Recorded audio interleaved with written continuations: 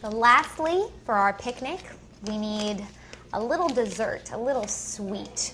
So I'm going to make the best chocolate chip cookies. This is my cousin's recipe. So I've got 1 cup of butter. To that, I'm going to add about a cup of brown sugar.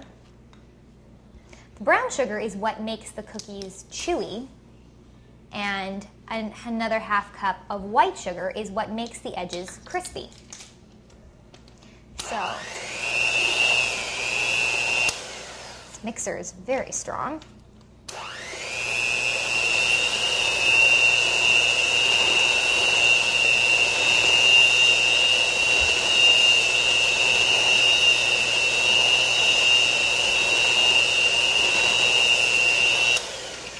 Okay, and now I'm going to add 2 eggs, and you saw the butter was room temperature, absolutely essential for this.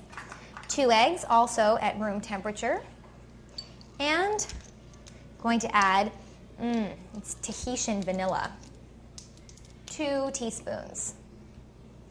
Something about the vanilla, this very strong vanilla and the brown sugar makes these cookies really pop.